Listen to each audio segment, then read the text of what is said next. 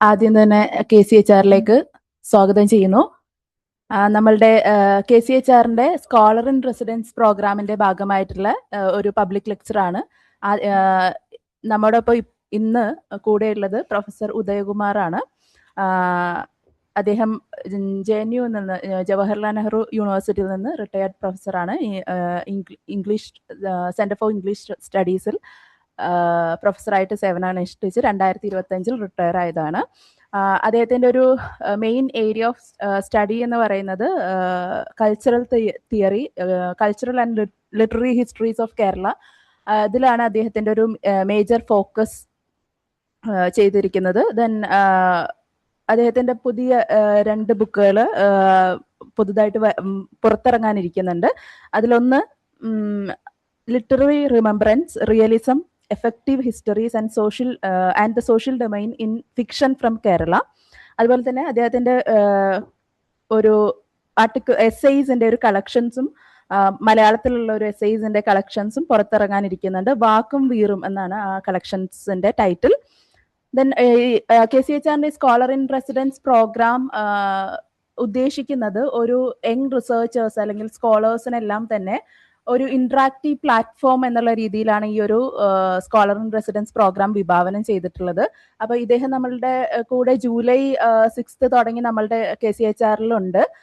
ഇനി സെപ്റ്റംബർ 6 വരെ അദ്ദേഹത്തിന്റെ സേവനം അവൈലബിൾ ആയിരിക്കും. അപ്പോൾ എല്ലാ സ്കോളേഴ്സിനും റിസർച്ചേഴ്സിനും എസ്പെഷ്യലി യങ് റിസർച്ചേഴ്സിനെല്ലാം തന്നെ അദ്ദേഹവുമായിട്ടുള്ള ഇന്ററാക്ട് ചെയ്യാനുള്ള ഒരു അവസരം കൂടിയാണ് ഈ ഒരു സ്കോളർ ഇൻ റെസിഡൻസ് പ്രോഗ്രാമിലൂടെ ഒരുക്കുന്നത്. അപ്പോൾ ഈ ഒരു പബ്ലിക് ലെക്ചറിലേക്ക് എല്ലാവരെയും സ്വാഗതം ചെയ്യുന്നു.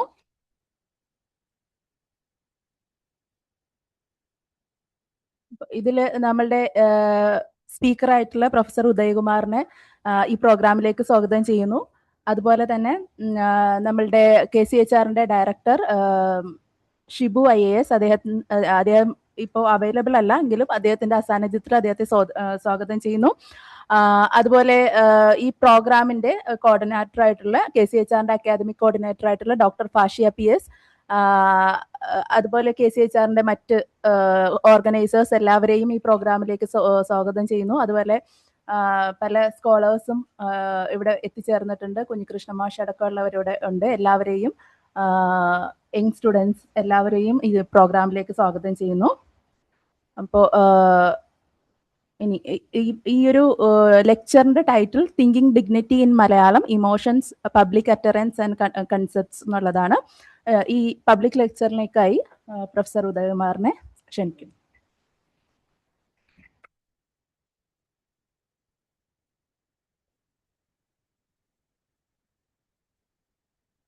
കേൾക്കാൻ പറ്റുന്നുണ്ടോ? അതെ.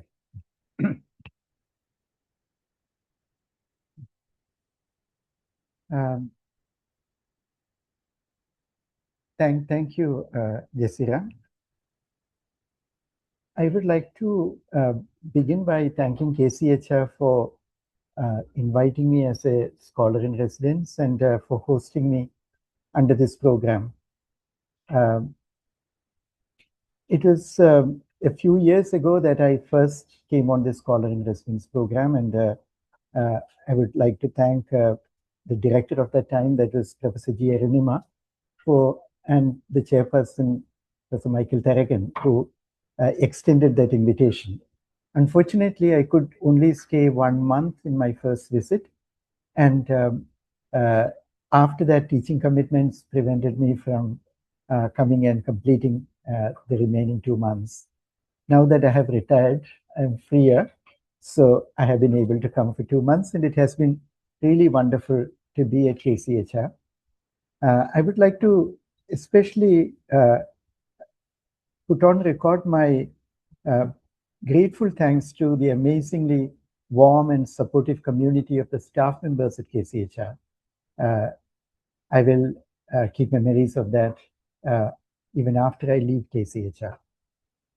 Now, the thoughts I wish to present today comes from my ongoing explorations of a history of thought in modern Malayalam. A history of thought is more than a history of ideas and theories as they are formally articulated. And therefore, it's not solely a history of concepts and arguments from philosophical and other self-consciously elaborated theoretical writing. Formal articulation of abstract thought is not the only medium of thought. As we know, ordinary deliberations in everyday life are as important, perhaps even more important, than specialized texts as a space where new idioms of thinking emerge. Much of the socially shared intellectual process goes unrecorded, and our inquiries into this area, like in much else, we have to content them ourselves with the traces that have come down to us primarily through written material. This constraint makes it necessary to turn to a wide range of documents and discourses, including literary genres, non-literary writing, and forms of public utterance such as petitions and manifestos, and essentially oral and sonic forms such as political oratory and slogans. The study of concepts and conceptual change forms an important element in this inquiry. However, our attention to a wider field of practices of thought makes it necessary to rethink our understanding of concepts. My thoughts in this direction have been assisted in recent years by very helpful discussions with colleagues in a collaborative project on politics in the Indian vernaculars, supported by the European Research Council and anchored at King's College London. My work has also benefited from a range of recent and ongoing studies on concepts, especially from non-Euro-American locations. Am I clear to you? Yeah.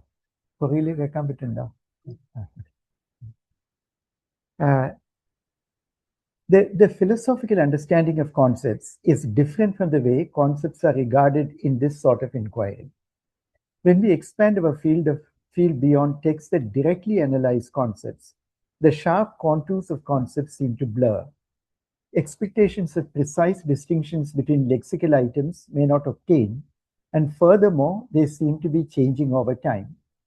What we are dealing with are often semantic clusters and networks where ideas are communicated and distinctions made through several means, including syntactic arrangements, sound patterns, idiomatic expressions, and rhetorical tropes.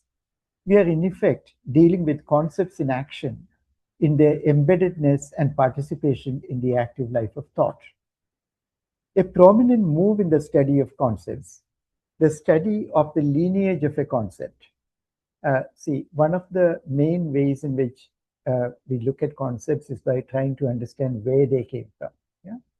So many of the concepts which we use in Malayalam, they have, if you look at the sources from which those words originally came, we often find that there are two major sources. One is, of course, Sanskrit, and the second is English.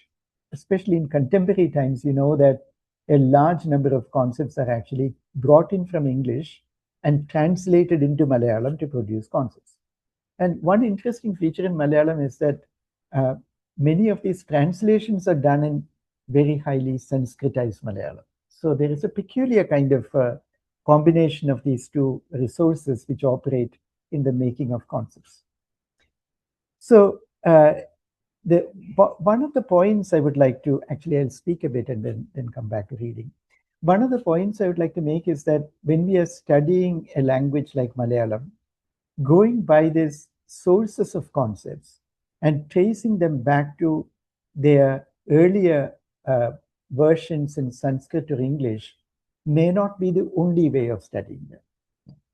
Not all concepts are explicable in terms of these origins and these histories, which we often trace, like literature students, like there are some of them here, trace through etymologies, things of that kind. So that may not actually be the only way. And what I am trying to do today is to move away from that and try to think of a conceptual domain in Malayalam, a domain of thought and concepts in Malayalam, which are not reducible to the Indic set of concepts, nor to the English and Euro-American set of concepts. It does not mean that they're not affected by it. Sometimes they have come through translation, but they cannot be really collapsed or they cannot be reduced to these histories and origins. It is here that I draw on the concept of the vernacular, as it has been used in recent thinking by some scholars. Now, earlier, the concept of the vernacular primarily was used to refer to languages, like, that the way in which vernacular languages were understood as a separate category was by contrasting them with cosmopolitan languages on the one hand and classical languages on the other. So vernacular languages are neither classical nor cosmopolitan. So in that sense, one would say that Malayalam can be referred to as vernacular. But this is not the only sense in which the word vernacular can be used. My own use of that word in some of the work I have done in these past years goes back to a particular use of that term that Partha Chatterjee made in a book which he edited maybe about 15, 20 years ago, called History in the Vernacular. So there, what he tried to do was actually to speak about the vernacular not as a characterization of particular languages, but as a characterization of particular ways of knowledge production. So what he had in mind was that, like in the case of history, which is what he was looking at that time, there is professional historiography, there is academic historiography, but in addition to that, there is also a domain which is actually not the professional academic space, but in that space also original research, original arguments take place in relationship to one's past. So Partha Chatterjee suggested that this is not only true about history as a discipline, but many other disciplines as well. Knowledge production in the vernacular domain, according to him, has a closer relationship with live debates in contemporary times, debates in the public space, what one can call the use of force in the debates and exchanges which are happening in the present. So in that sense, the vernacular domain has a closer proximity to what we may call politics in an extended sense. Not particular narrow definition of politics as the party system, etc., but politics in the sense of debates about political issues and contemporary political forces themselves exerting a certain pressure on the kind of articulation that happens in the vernacular domain. So I said that for Chatterjee, this was not really a question of language. It's not as if I write in Malayalam, I'm writing in the vernacular. Like many of you here, I'm sure, I also write academic papers in Malayalam.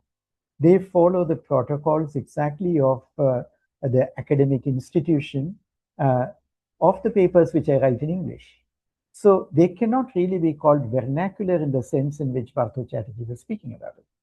Similarly, he also showed that there are many parts of the world, many parts of India, like the northeast of India, for example, where very important vernacular work happens in the English language.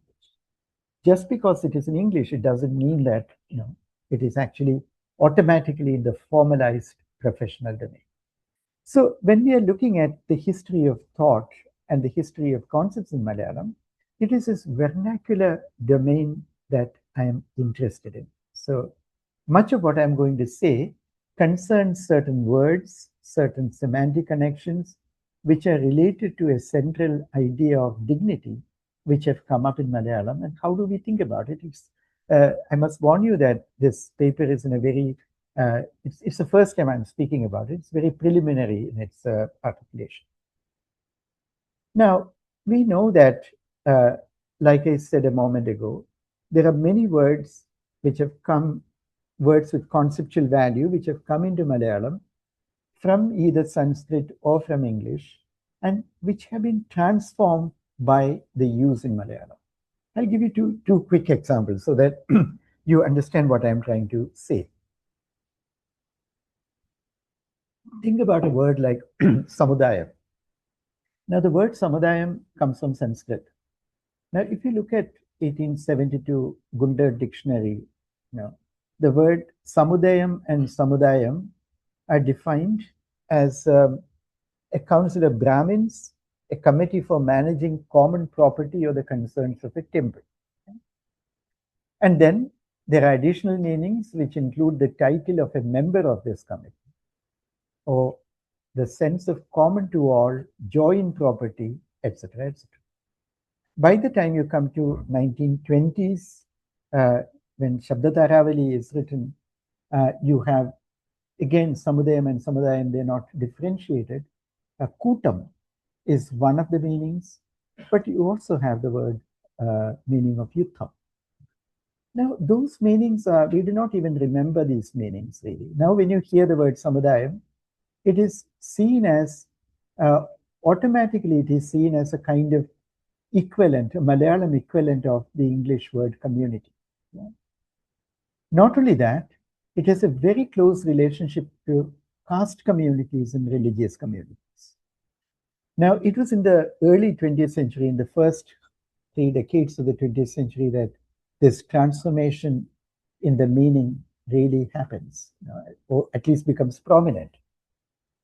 Sri Narayana Guru's own work was important in that, because Sri Narayana Guru, as you know, powerfully argued that Jati does not exist. Jati is unreal.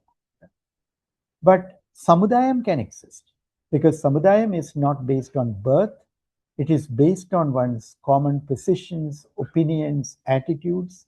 It is a collective that is chosen by the members of the collective. It is not an ascribed collective identity, as in the case of caste, which he thought was unreal. And we also know that Narayana Guru had a way of, like many anti-caste thinkers, he had a way of demolishing some of the metaphysical concepts by interpreting them literally. Madam is an example of that, because Narayana Guru argued that Madam, which literally means opinion, should be understood as that what one thinks about something. Yeah?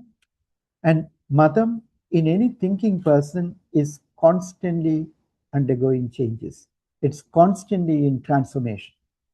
So therefore, the institutional idea of Madam did not really make much sense to him. So he called this inner thought process, constantly transforming thought process, as Abhyantara Madam, or inner Madam. The external form of Madam, or Bahya Madam, is Samudaya, which is actually the collectives which you form based on your common opinions, common beliefs, common objectives, etc., etc. So it's interesting that when Narayana Guru began using these words in his writings and pronouncements, in some sense, he's distinguishing the idea of Samudayam from Jati. But by the time, even alongside that, this is also at a time when caste communities are reforming themselves, creating institutions, organizations. It also becomes the word to designate these new collectives which are coming up. So very quickly, this distinction between Jati and Samudayam begins to be forgotten. And now when you hear the word Samudayam, you do not really think of it as distinct from Jati, as a kind of, as indicating a position which is anti-caste in orientation. So this is just to give an example of a concept which comes from Sanskrit, but undergoes so many changes in Malayalam, and where its present valence actually condenses this history. And this history is not only a history of language, but a history of many events, social processes, etc., which happened at that time.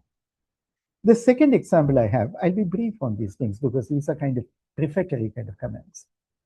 The second example is a word which came from English into Malayalam. That is the word public. Like the word public begins to appear in Travancore government's documentation, gazetteers, etc., in the late 19th century. And for its first appearance is in relationship to things like the Public Works Department, Pudu Maramatu Vagupu. Pudu is the word which is used to translate public. And then we know that in the first half of the 20th century, public roads were actually at the center of a large number of debates, campaigns, confrontations, etc., etc. So there are two ideas of the public which come up there, both of which are there in the English language as well. One is the public means something which is owned by the state. It does not belong to any private person, it belongs to the state. Like when we speak about public building, even now we have this idea of Pudu Mudal Nashipikida. Pudu Mudal is actually something which is owned by the state, it's not a private individual. The second idea is like in the course owned by the state, but it has access to everybody. This question of access becomes important. Then there is a third sense in which the word public is used in English and also in Malayalam. That is the idea of a collective of people who are either criticizing the government or observing them, making opinions about them, a space of opinion formation, interlocution with the government, etc., etc. This third idea of the public was one of the thinkers who articulated it quite in detail was K. Ramakrishna Pilla, who is known as Swadeshabhimani. He used the word Pudujanam and Janasamanyam in order to speak about this idea of the public. The question as to whether this notion of the public is all-inclusive, whether it's an empirical collectivity, etc., we can debate about it. But it's in some sense a kind of virtual entity because the readers of a newspaper are also a public. People who are not even speaking are a public when somebody says that the public would question this idea, will not accept this, etc., etc. What defines the public in this kind of writing is its interlocutory stance in relationship to the state and the government. It is questioning, it is addressing, it's making demands, etc., etc. There is a notion of address. Now, actually, Arundhati Roy has this very interesting statement where in an interview she said, in India, public is actually a Hindi word. Its opposite is not private, it is sarkar. So that is the sense which comes up here. That is, the public is actually an entity which stands in an interlocutory relationship with the state and the government. In this sense, the public, Podijanam, when it emerges in Malayalam in the early 20th century, it can be seen as, in some sense, distinct from another idea which is very strongly there, that is praja. Like when you're submitting a nivedanam or petition, you speak as the praja. But at the same time, when you're making demands, when you're voicing criticism, when you're interrogating the government, you're also speaking as a public, which evaluates the government. There is a kind of critical positionality, which is indicated by the idea of the public. Now, I just quickly commented on these two words because the way these words or concepts operate in Malayalam belong to what I call the vernacular domain. They're not explicable in terms of very sharp formal classifications and distinctions, because people who study philosophy would say that a concept is defined by its clarity and distinctness, should be distinct from other concepts. Whereas here what we are dealing with is a concept which is fashioned and which undergoes change in order to make certain kinds of actions, in order to perform certain kinds of interventions, etc., etc. Now, is it clear to you what I'm saying? Yeah.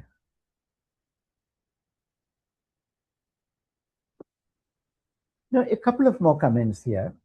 When we often talk about concepts, we immediately start thinking about words, because the distinction between words and concepts is not really very clear. It's often taken for granted.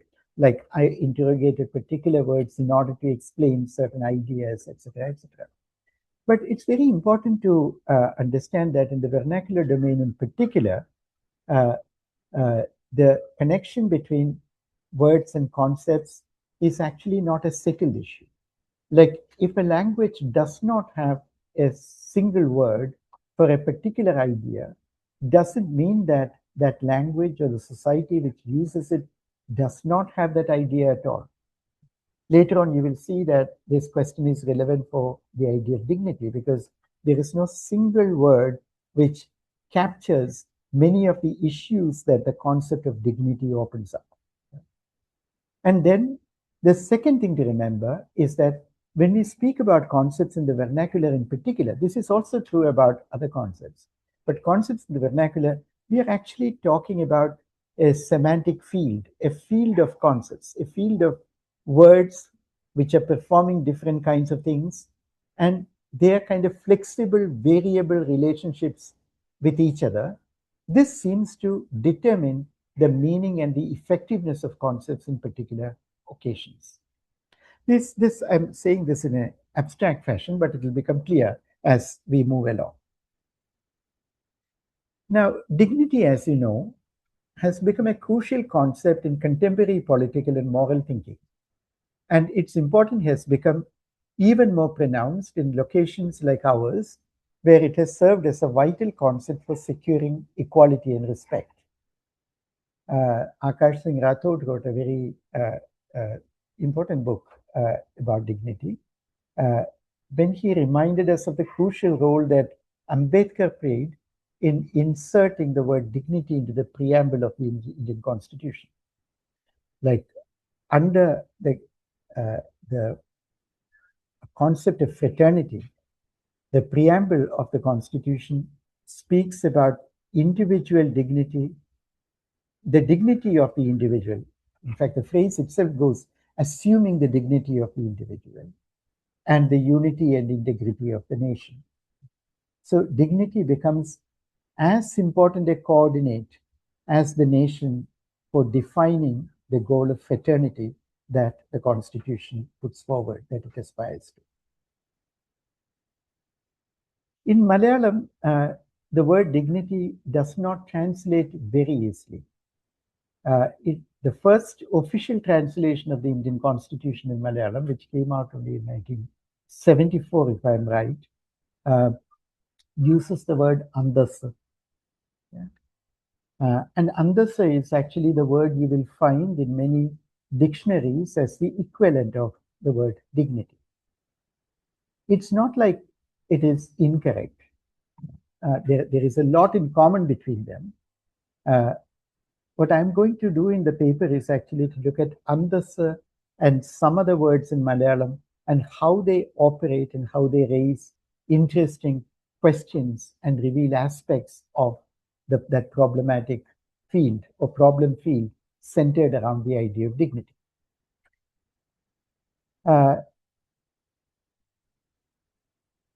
There are other words which people use, like apimanam, which is more Sanskrit, directly Sanskrit derived, which is in a more formal register, you could say.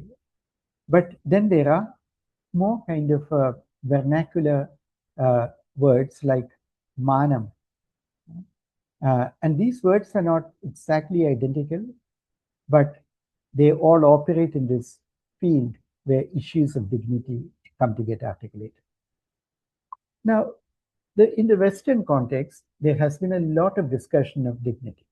And the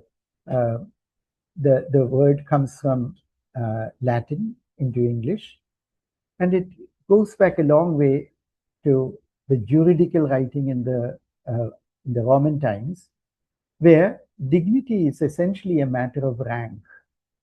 Like you have a particular rank, you have a particular status. Usually, you are given certain duties to perform.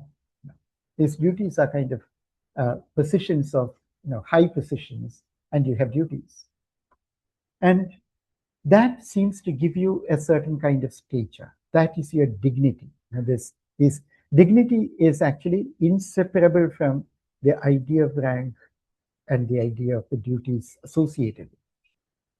But Giorgio Agamben, whose work many of you must be familiar with, Agamben argues that what happens is that alongside this sense of rank and sense of duties or functions, you also have a certain comportment, a physical appearance, which is adequate to the elevated condition that is expected of the person with dignity.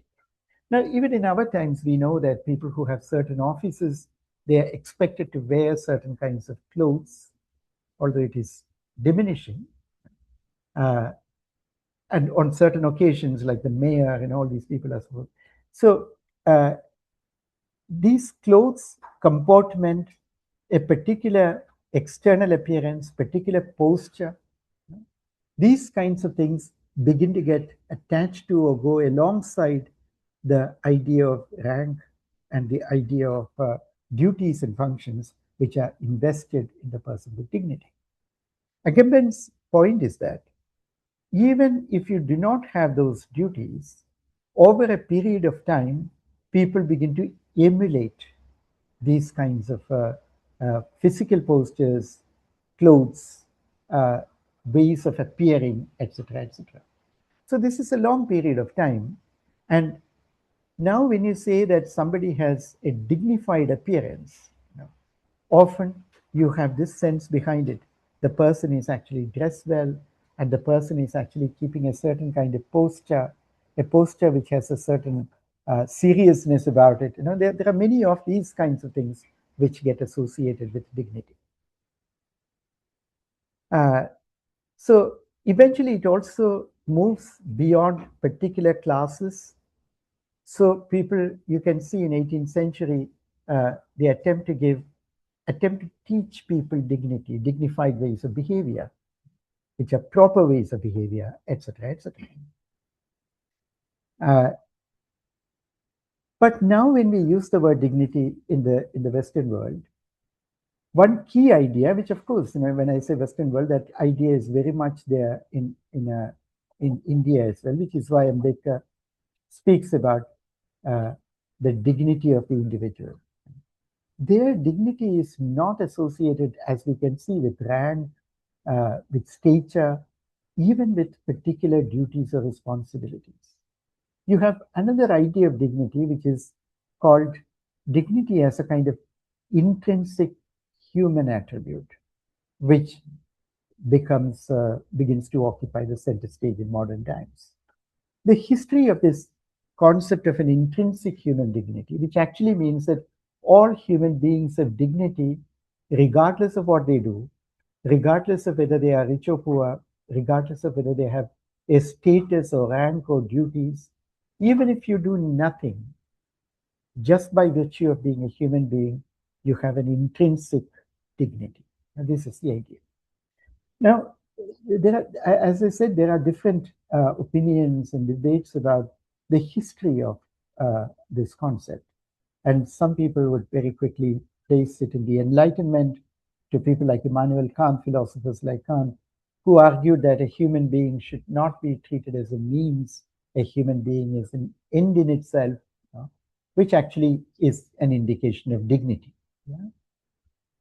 See, any statement of this kind, we should immediately place it alongside who would not qualify to become part of this class. Of course, when you say that a human being should not be treated as a means, it is pitched against the idea that animals are treated as a means in agriculture, various kinds of things. Human beings should not be treated as a means. But we also know that Kant's case is more complicated, because on the one hand, there is this idea of the human subject, a universal human subject, which comes up with Kant. But on the other hand, Kant is also seen as the beginning of what you may call a philosophical concept of racism. Kant, apart from his lectures on logic, etc., the largest number of lectures in a topic called physical geography and natural history, which was actually about the diversity of human races. And Kant himself was unfamiliar with people of other races.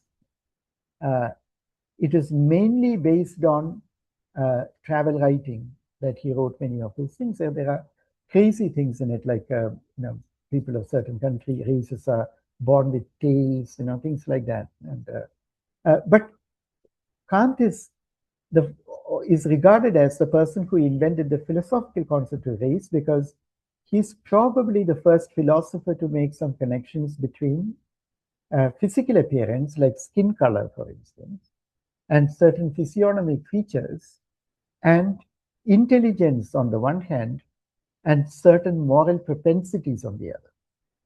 So once that comes into the picture, it also tends to affect the question of the intrinsic and universal nature of human dignity. Just flagging this, this is not our topic of discussion.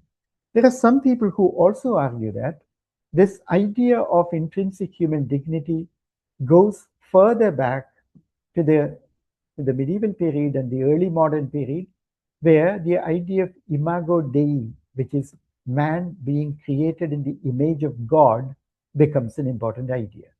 And in the Renaissance period, this idea was invoked by some humanists, etc., etc. Now, in the Indian context, we can see that this idea of an inherent worth of the human being comes into very serious contradiction with something like the caste system, or the phenomenon of caste, which actually puts a differentiation of human beings as part of the order of nature, or the order of the cosmic arrangement. In other words, this differentiation is not effected within history. It is seen as, in some sense, an immutable fact of existence, a givenness of existence. Once you have something like that, against the background of that, what happens to the concept of dignity? Can we think of it in the same way as the intrinsic universal worth? Of course, that argument comes up. Often it comes up as a kind of anti-caste argument as well. But what is that difficult passage through which these ideas, these thoughts, these sentiments of dignity get articulated? So what I'm going to say now is a little bit on some of these words and the way they get used, so that we get some idea about it. The word andasa, as we'll begin with the word andasa, because that is a word which is often used as the main translation of dignity. The word andasa comes from the Tamil word andastu, which many language scholars now argue it came from Sanskrit a long time ago. So Malayalam gets it not really from Sanskrit, but it gets it from Tamil, where it is actually quite strongly articulated. Many of the Tamil dictionaries, if you look at the definition of antastu, they have the word nilai in it. That is a certain standing, a certain position, that is important. So, as I said, some of the scholars of Tamil and Dravidian, the great MNO who wrote the book on Dictionary of Dravidian Morphology, he has suggested that antastu came to Old Tamil from the Sanskrit word antahsta. Now, the word antahsta itself has been understood differently by different people who commented on this. One sense is in between, so where it designates a certain rank, a certain status which is higher than something else and lower than something else. In other words, some kind of gradation, some kind of specific place in a hierarchy, etc. But there is another reading of antasta, which probably, in my thinking, it looks more plausible from the point of view of the issues we are considering. Antasta is something which is residing inside or sitting inside. The understanding there is that antasta means something which is sitting inside a palace, for instance, a separate space where it is separated or differentiated from the common, the external open spaces of habitation. So you can see that andastu in Tamil, insofar as it retains traces of this Sanskrit lineage, has the sense of a distinction a nilai which is actually different from that of what is seen as common, what is seen as ordinary. Malayalam carries that. There has been some very interesting work on Dravidian political vocabulary. Like Pamela Price, for instance, she has a very important book and also numerous essays where she suggests that in the Dravidian political vocabulary in the mid 20th century, the word manam begins to get displaced by the prominence of the word andastu. She makes an interesting point when she says that the word manam is used in relationship to domination within a local context, whereas antasa is independent of locality, it is independent of a dominant position, it's in some sense an absolute sense of status.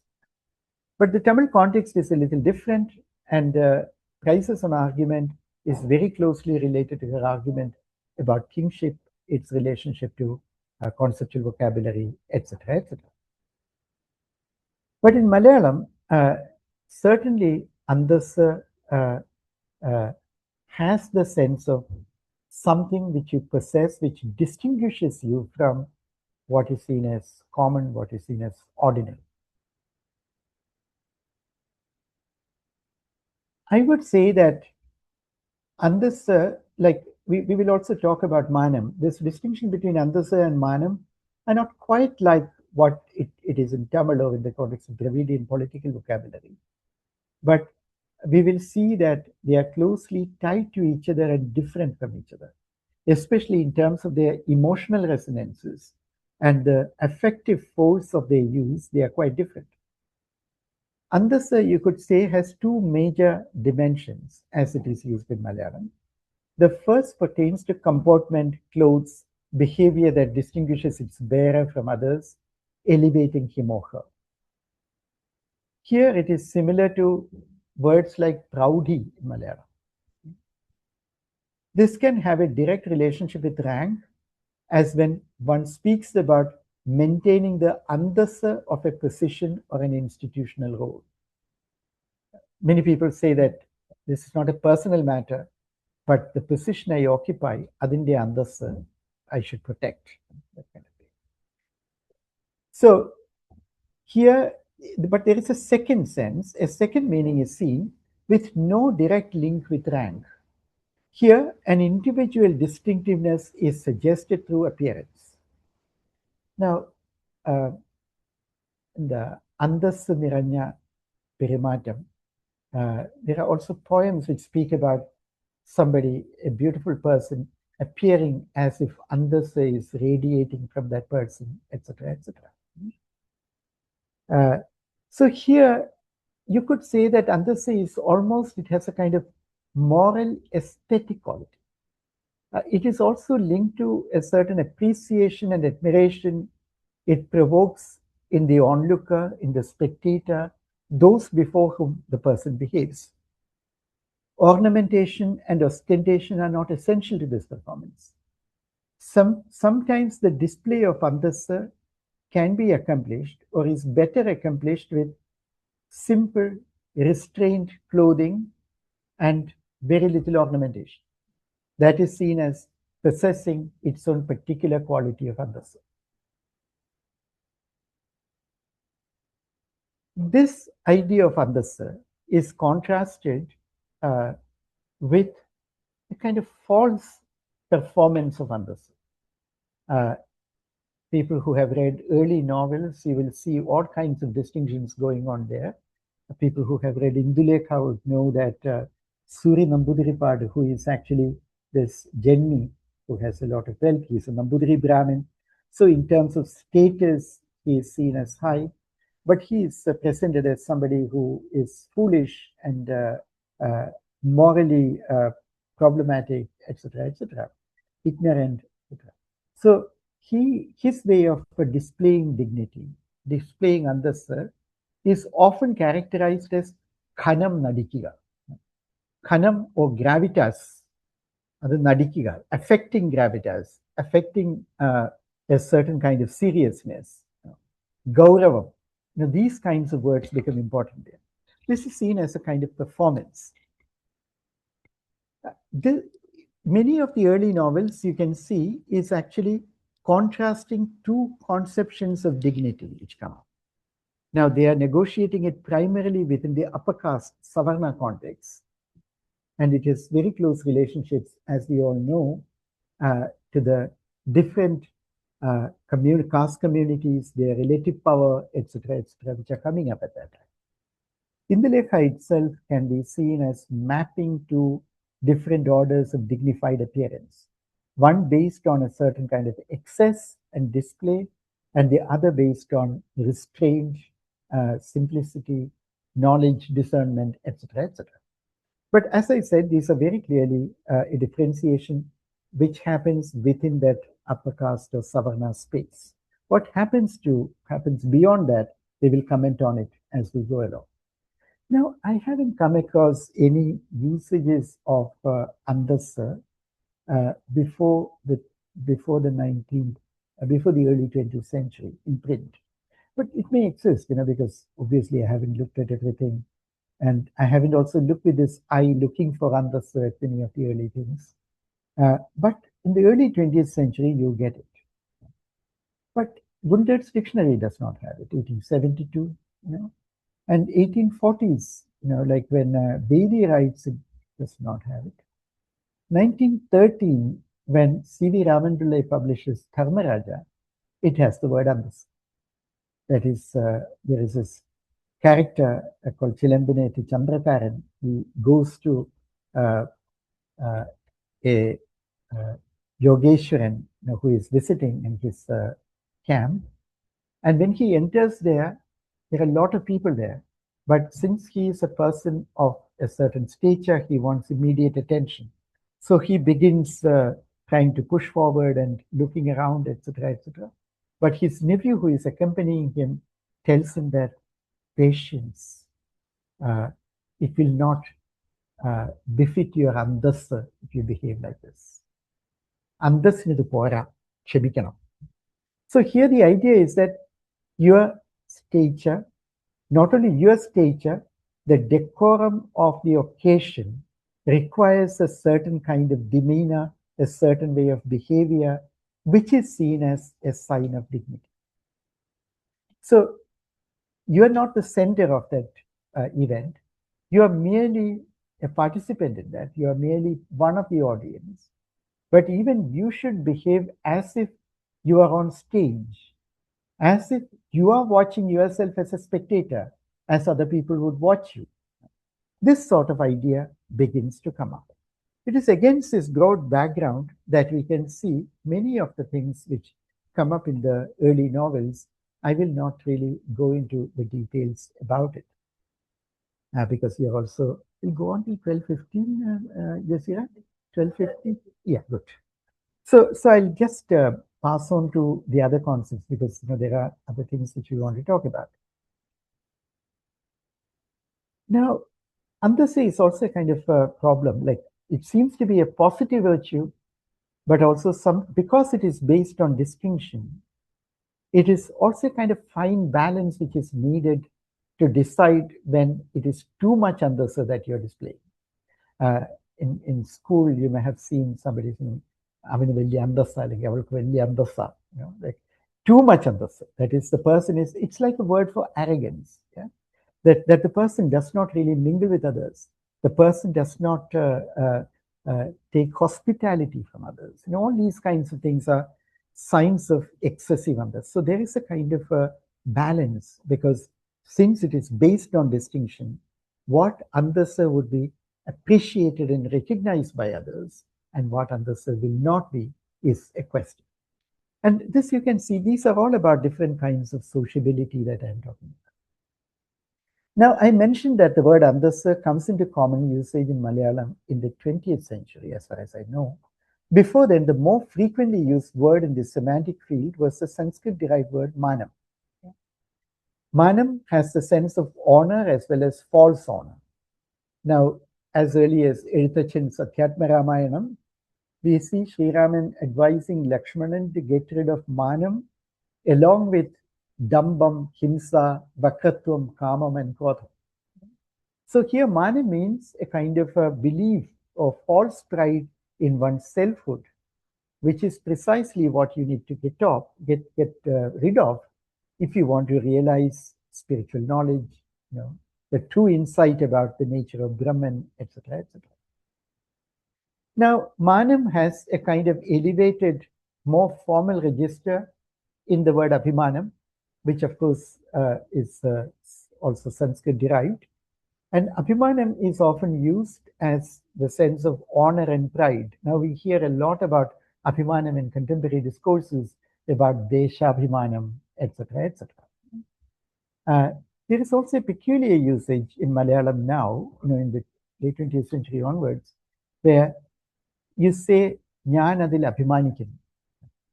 Now, that kind of particular use of the verb form, you will not find being used about oneself in the early 20th century. Like in C.V.'s novels, abhimanam appears as a verb, but it is more when other people are actually recognizing or endorsing what you feel or what you're doing. അയാൾ ചെയ്തതിനെ അയാൾ പറഞ്ഞതിനെ മറ്റുള്ളവർ അഭിമാനിച്ചു. That is like അനുമോദിച്ചു, appreciated, that kind of thing. So these are interesting. When you say that അതിൽ ഞാൻ അഭിമാനിക്കുന്നു, it's almost like you're valorizing something which you are an object, but you're also valorizing your act of elevating, valorizing itself. Now, if this is one end of the word manam, in Tamil, manam is also used in Malayalam to manam maryada, that idea of a proper behavior, good ideal behavior, etc., etc. But there is the negative and privative sense of manam is even more important. That is manakeda, manahani, manam keduga, manam poi. This tells you something about manam which is different from andasa. Manam seems to be a fragile state which can be disrupted or destroyed. So, and by external circumstances or by what you yourself do. And as usual with these words of this kind, this also comes in the case of women to center on questions of chastity, questions of sexual norms, etc., etc. It is probably in the late 20th century or second half of the 20th century that manabhangapaduthuka, manabhangam, etc., comes to denote rape and forms of sexual violence. So this negative and privative uses are very important. Manakeda, manahani, manam poi, honor. This is very, very important there. Now, if I said that manam maryada was one end of the spectrum of meanings related to manam, the opposite end is also represented by two words which we use very often together. That is nanavam manam. Manam maryada is one thing, but nanavam manam is the other end. What is this? Nanakeda, manakeda, these are also can be used interchangeably. No, so understanding nanam is quite important for understanding what makes manam fragile, what is the capacity which manam presupposes, etc., etc. So here, I'll just say a couple of things about nanam. It's a very common elementary word found in many South Indian languages. In Malayalam, it covers a range of meanings, including shyness, modesty, and shame. Gundart's dictionary prioritizes shame and the feeling of honor and defines nanakada as shamelessness and disgrace. The lexical neighborhood of the word nanam includes lajja, shanka, sankojam, kusal, kucha, ulupa. There are all these words actually become part of it. And you can picture, even when you listen to these words, you can see that many of them have a corporeal body posture related sense. Like sankojam, kusal, you are actually withdrawing. You are almost like withdrawing from the field of vision. This is very different from the body postures associated with andasa, which we discussed earlier. So nanam manifests in involuntary movements or expressions by the body, be they signs of bashfulness or the uncontrolled and excited contortions of the body in tickling. Tickling is also associated with the word nanam earlier. While bashfulness, which is often felt as arising from within, even when triggered by an external element, often results in an involuntary contraction of the body, being tickled makes the body lose its self-containedness and self-control.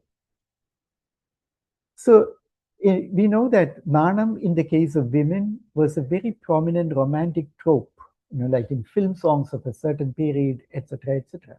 So there, nanam seems to, it's what you see there is not andasa, but something which is more demure, which is more vulnerable, etc., etc. Now, one of the things about nanam, which comes up in relationship to the set of things which I said so far, can be seen in a lot of writings about caste communities and caste organizations in the early 20th century.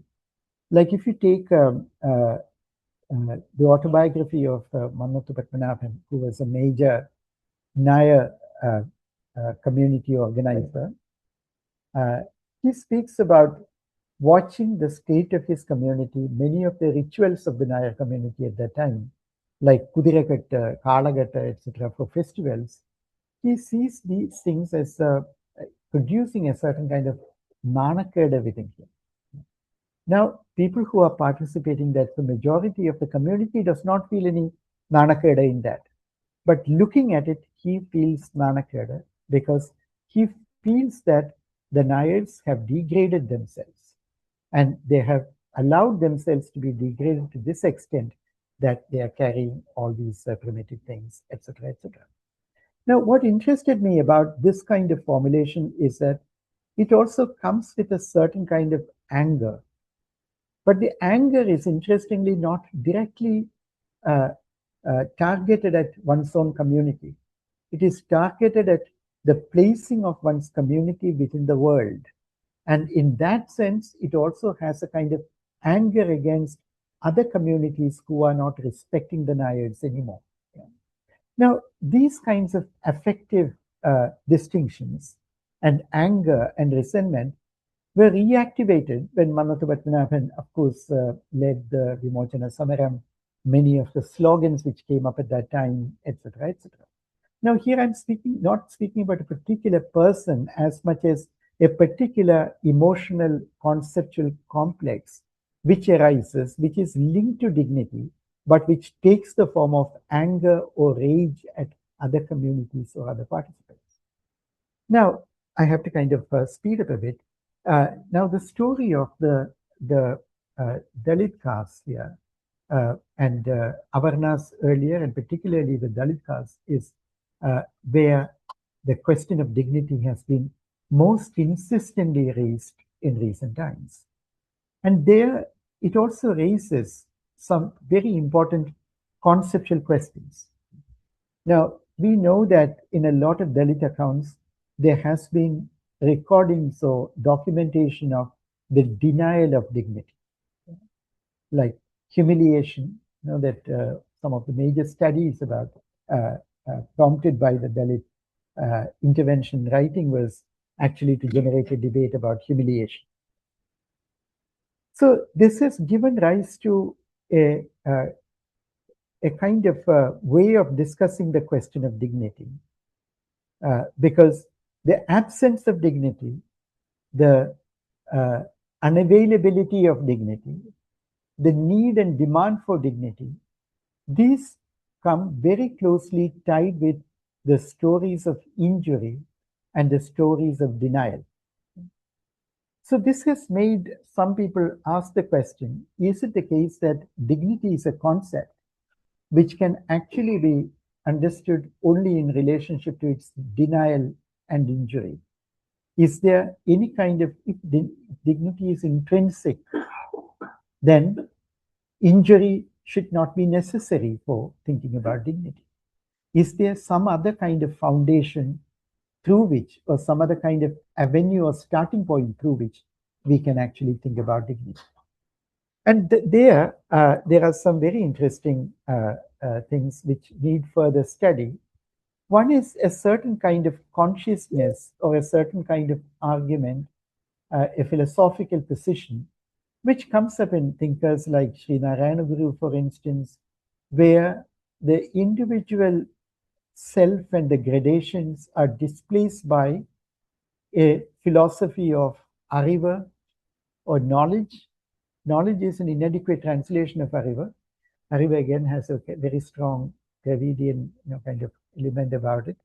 A certain kind of strength which comes from participating in something which is not a personal possession, but which seems to run through you, which is the light of knowledge, the light of truth, etc., etc. Now, you will find this kind of attitude coming up in many of the new rituals or new ways of organizing that have happened against caste domination. Like in the early 20th century, there are many Irava functions or gatherings where the writings of poems of Sri Narayana Guru would be recited, or weddings where Kumaranashan's poems would be recited. And then when you come to more recent times, and this also kind of feeds into the Dalit movement. There are Dalit thinkers of an earlier generation who copied some of these poems because they were not available and learned them by heart because that gave a different kind of moral imaginary.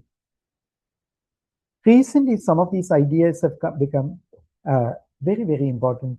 Sanal Mohan, who is former director of KCHR, Sanal's most recent book, Ernakulam, which is actually a compilation of testimonies, it has some very powerful things about this question of what could be a positive history of dignity? What would be the first steps in thinking about a positive history of dignity? There is one testimony which speaks about Father Tefferel's intervention. That was actually the major thing around which Ernakulam's on modern history is written. One person says, Achan Kuttagaparayil vanna sheshama Pulayan nere juve shwasam vittal. That is, Pulayas could breathe freely only after Father Tefferel came to Kuttagaparayil. Now, this breathing freely, and in my translation itself is not accurate. It was only after that one could, there is almost like a physical sense. Now, this is not really based on it. You cannot say that it is based on an attainment of something big or capturing of a certain status. It is about just a most elementary sense of freedom and relaxation. And then he goes on to say, Achan vന്ന ശേഷം നാടകങ്ങൾ, മറ്റ് കലാപരിപാടികൾ, band മേളം എന്നുവേണ്ട എല്ലാ തരത്തിലും ആഘോഷമായിരുന്നു. ചിലർക്ക് സ്വാതന്ത്ര്യവും സന്തോഷവും സമാധാനവും ഒക്കെ തന്നത് Tefferel. So, like after Tefferel came, there was not only this, but art programs, band, etc., etc. So there is joy, there is celebration. This celebration, all that comes from this initial sense of being able to breathe, which is actually the freedom from fear. This freedom from fear is such a central idea in thinking about dignity, which comes from this sort of ideas. Now, Sanal's on other work has shown the relationship between Dalit prayers and the sense of solidarity that comes from them. This solidarity, again, I would see as an alternative avenue towards thinking about a positive history of dignity. We will see that also coming up in people like Salina Prakanam, in the account of Chengara Samaram, the daily evening prayer, which is actually a prayer which is written about Ayangali and Uttan and all that. This seems to be a moment of affirmation, a moment of solidarity in the middle of frightening circumstances. Now, in these gestures, there is a certain affirmation of life, which sometimes is characterized in Sanal's book on Ernakulam as Atma Prakasham. Words of that kind come in there. Ariva, Atma Prakasham, etc., which have a different kind of opening towards self-worth than Andasa, Manam, etc. It is this that I wanted to just highlight. Now, there are words like Tandedam, for example. Again, Tandedam is really like your own space. Tandedam again is not really like Andasa. It's not substantial. It's more about a certain resoluteness, a certain freedom, which comes up there. Now, one last thing, and I'll stop there. In thinking about dignity in the Western theoretical context, it is often spoken about that, at the bottom, the ground of dignity is a certain combination of reason and language, a kind of linguistic, political, language, political kind of locus. That is where you get the ground of dignity. And this is an idea which actually goes back to Aristotle himself, a linguistic political conjuncture. Because after all, Aristotle begins his politics by saying that man is a political animal, or man is an animal which has a capacity for politics, because man has logos. Animals don't have logos. They can only make noise. They have voice, but they do not phone, but they do not have language. Yeah? Language is tied to reason, etc., etc. Now, the account which I have given is not really so much about a competency over language and articulation, nor is it about reason in its sophisticated forms, but a certain kind of affective force of these terms and the way in which they relate to the domain of the social. And it is possible that in that vernacular stock of words and concepts, we may actually get an entry into thinking about dignity, not merely in the context of Kerala or Malayalam language, but which may have some bearing on the larger questions of dignity. So I'll stop there. Thank you.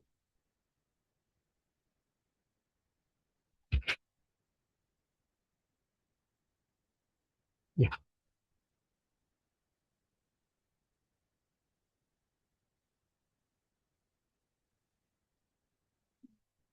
So now it's time for discussion.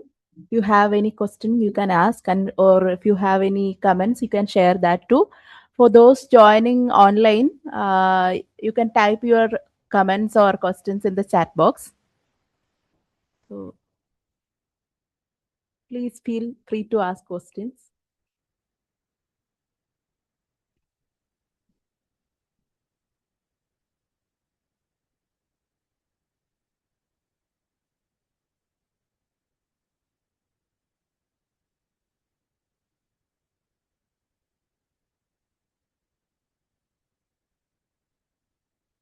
Thank you, sir, for this, for a very reflective way of looking at words, which we often take for granted.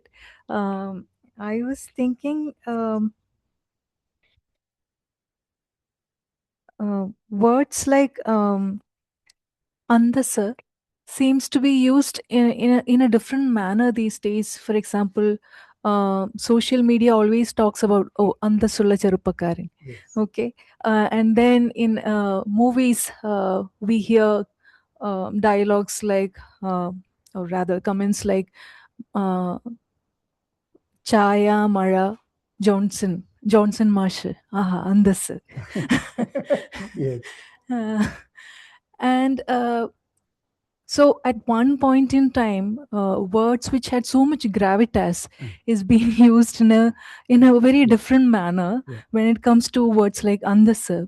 But as you pointed out, words like Ariva is being used by a singer in Casteless Collective as a word, as an identity for himself, right? Yes. And even words like Tandedam. So if I remember my mother saying, when she used to be termed as Tandedi, it was such a bad term to be used on a woman. And a woman would have been better described as someone with nanam. But today, when an actress speaks about, for example, a casting couch, or when she stands for herself, she is called as a Tandedi, as something to be appreciated. So the meaning of words have changed so much, and it is also to do with how the society has changed, right? So for example, think about words like, when I think about words which were considered as slurs at one point of time, it was almost unthinkable for someone to use it in a public platform, but today people use it just for the sake of it, or I mean, just to vent out their feelings, and they feel that it is still, I mean, certain words should be, how do I put it, like, sometimes you should have the right to use words in your own terms, in order to express your own sense of, um, I mean, your own sense of anger. So why not use it? So certain words which had gravitas has turned towards something else. Is what I mean. What I thought when I heard your lecture. Yes. Yeah, thank you. Yeah, that is very true. Actually, I really, it's very important what you said, because and this it has kind of exploded through cinema and social media, and now these earlier histories are not so visible, of course, but those histories sometimes still operate behind the resonances, etc., etc. But that aesthetic idea of Andasa is quite important. For example, in the and then the other thing is about Andasu Venamada, Andasu, that kind of thing. So this is one part of it. But also the other side of it, like words like Tandedam, how they have a change now. It cannot be, to call somebody a Tandedi cannot any longer be used as an abuse or an insult. Just wouldn't work. I think something has changed about the norms of the public sphere. With the social media and the younger generation and all these kinds of things. And in that, there is a kind of negation of bashfulness. This is important. Earlier, this nanam or bashfulness was a big barrier. Like, how can you say that? There, like even with the recent protests, etc., etc., what you see is, in Malayalam, we say kusalilaima. Kusal, as I told you, is one of the words in the neighborhood of Nanam. So Kusalilaima is you not hold back. You do not care. You're not going to go by, or be subdued by, this kind of thing. So that is, I think, the main thing which is changing. It will be very interesting to see how this moment and these processes change Malayalam language and the way we use and way we relate to each other. Thank you for that comment. Yes.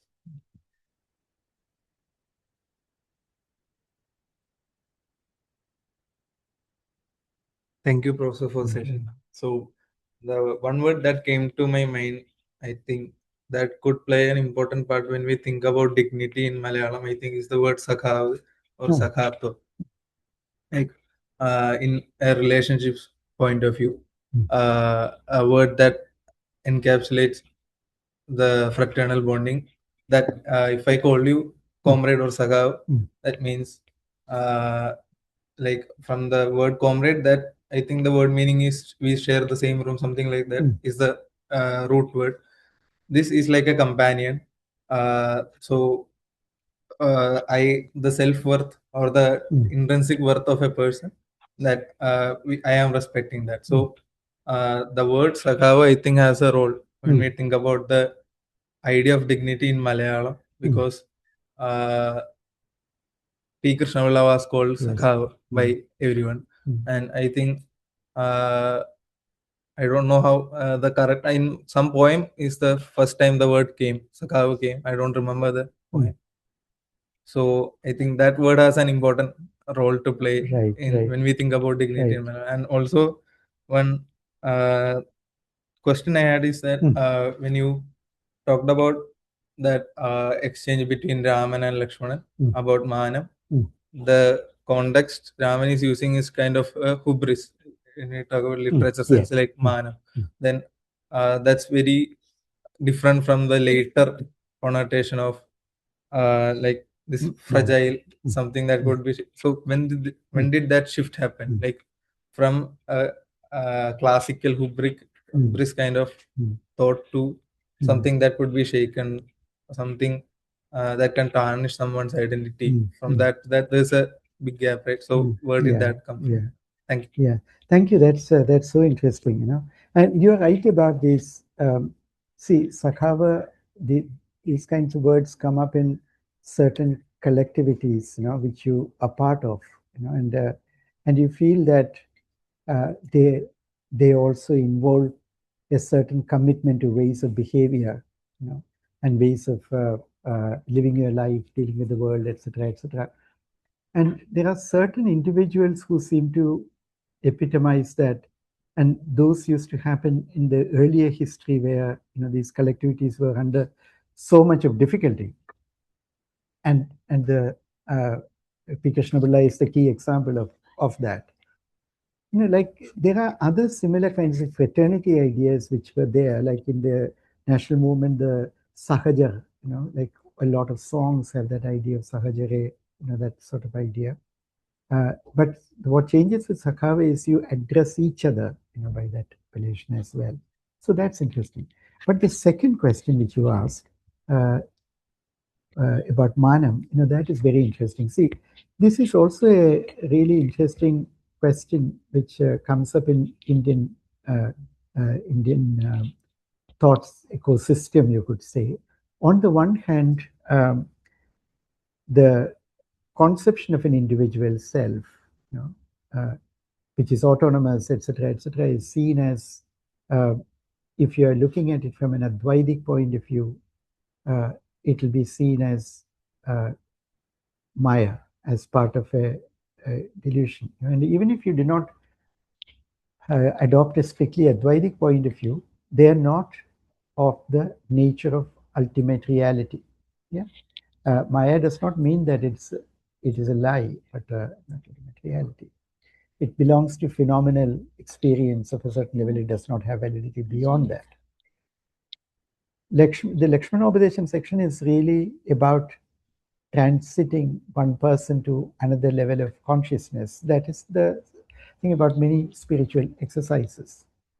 But the second idea is really something which operates in the phenomenal level, about sociability, about ethics. It is not about the discourse of the ultimate reality.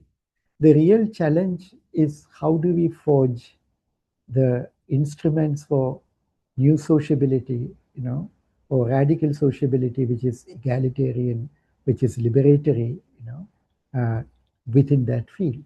That is where the challenges of that, the tensions of that is where words like andasa, manam, and these are also kind of words which can have disastrous consequences, because that the word honor, we hear so much of honor killings. Manam is also a bit like that. So this is really and the transition is really not merely a historical transition. It's a transition about attempts to invent society amid its tensions and contradictions.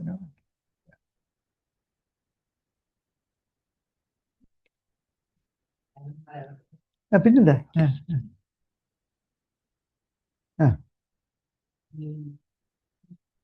മലയാളത്തിലെ ആദ്യകാലം നിഘണ്ടുക്കൾ എഴുതുന്നതെല്ലാം മിഷണറിമാരാണ്. ഒന്ന് Bailey, മറ്റൊന്ന് Gundert, പിന്നെ അതിനുശേഷം CMS missionary Arnos പാദ്രി നിഘണ്ടു എഴുതുന്നുണ്ട്. ഇവരെല്ലാം വാക്കുകളെ വയ്ക്കുന്നത് ഇംഗ്ലീഷുമായിട്ട് ചേർത്താ.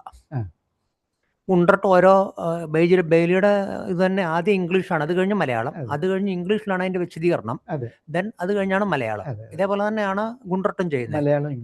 അപ്പൊ ഈ ഒരു പ്രക്രിയയിലാണ് മലയാളം ഈ പറയുന്ന രീതിയിൽ പുതിയൊരു ഇതിലേക്ക് വരുന്നതെന്നുള്ള ഒരു പ്രശ്നം എനിക്ക് തോന്നുന്നുണ്ട്. ഒന്നാമത്തെ കാര്യം. അതേസമയം ശബ്ദധാരാവലി അങ്ങനല്ല, ശ്രദ്ധിക്കേണ്ടതാണ്. ശബ്ദധാരാവലി സംസ്കൃതത്തിലേക്കാണ് ഇത് ചെയ്തുകൊണ്ടിരിക്കുന്നത്. ഒത്തിരി വാക്കുകളുടെ പ്രശ്നമുണ്ട്. അപ്പൊ ഞാൻ ചില വാക്കുകൾ അങ്ങനെ നോക്കിയിട്ടുണ്ടായിരുന്നു. അപ്പൊ അതിൽ എനിക്ക് തോന്നിയിട്ടുള്ള ഒരു കാര്യം, ശ്രദ്ധേയമായ കാര്യം, ഇപ്പം 1916 സഹോദരൻ അയ്യപ്പൻ സാഹോദര്യം എന്നുള്ള വാക്ക് മുന്നോട്ട് വയ്ക്കുന്നത്. ഏറ്റവും ജാതിയുടെ ഒരു കോൺടെക്സ്റ്റിൽ സാഹോദര്യം ഇല്ല. അപ്പം ബ്രദർഹുഡ് എന്നുള്ള വാക്കാണോ അതോ സഹോദര പ്രസ്ഥാനം, സാഹോദര്യം ഒരു സ്വതന്ത്ര മലയാളത്തിലെ ഒരു കോണ്ടസ്റ്റിലാണോ ഉന്നയിച്ചതെന്നുള്ള വലിയ പ്രശ്നമുണ്ട്. അപ്പോൾ ഒന്നാമത്തെ കാര്യം. അപ്പം രണ്ടാമത്തെ ഒരു പ്രശ്നം എന്ന് പറയുന്നത് മലയാളത്തിൽ ഏറ്റവും അധികം മനുഷ്യബന്ധങ്ങളെ നിർവഹിച്ചൊരു വാക്ക് സഖാവ് എന്നാണെന്ന് ഞാൻ പറയും. സഖാവ്, സഖാവ് എന്നുള്ളൊരു വാക്ക്. അപ്പം ഇത് കമ്മ്യൂണിസ്റ്റ് മൂവ്മെൻറ്റാണ് മുന്നോട്ട് വെച്ചത്. ഇതേപോലെ ഏറ്റവും റീസെൻ്റ് ആയിട്ടൊരു സാധനം 2000-ന്റെ തുടക്കത്തിൽ ആദിവാസി മുത്തങ്ങ സമരത്തിന് ശേഷം ആദിവാസി സമരം നടക്കുന്ന സമയത്ത് ഒരു പുസ്തകം ഇറങ്ങുന്നുണ്ട്, തൻ്റെ ഇടം എന്നുള്ള പുസ്തകം. പക്ഷെ അതിനവിടെ ഒരു ഡെഫിനിഷൻ കൊടുത്തിട്ട് തൻ്റെ ഇടം, ദിലീപ് രാജ് എഡിറ്റ് ചെയ്തൊരു ബുക്കാണ്. അതിനെക്കുറിച്ച് വലിയ ചർച്ച നടക്കുന്നുണ്ട്. അപ്പം ഞാനിങ്ങനെ ആലോചിച്ചൊരു പ്രശ്നം എന്താണെന്ന് വെച്ച് കഴിഞ്ഞാൽ, ഈ ഇത്തരത്തിലുള്ള മൂവ്മെൻറ്റുകളാണോ, സോഷ്യൽ മൂവ്മെൻറ്റുകളാണോ ഈ പറയുന്ന രീതിയിൽ ഭാഷ ഈ രീതിയിൽ നിർവഹിച്ചത്? അങ്ങനെയാണെങ്കിൽ ഈ ഇടതുപക്ഷ പ്രസ്ഥാനം പോലെയുള്ള നവോത്ഥാന കാലഘട്ടം തന്നെയുള്ള ഇടപെടലുകൾ എങ്ങനെയാണ് കാണേണ്ടത്? ഇപ്പം എനിക്ക് തോന്നുന്നൊരു കാര്യം, എല്ലാവരും നമ്മളെല്ലാ കാര്യങ്ങളും നാരായണ ഗുരുവിൽ തുടങ്ങും. ശരിക്കും നാരായണ ഗുരുവിൻ്റെ ഒരു അങ്ങനെ ഒരു ജനങ്ങൾക്കിടയിലേക്ക് വന്ന മൂവ്മെൻ്റ് അല്ല, അത് പിന്നീട് നമ്മൾ വ്യാഖ്യാനിച്ചതാണ്.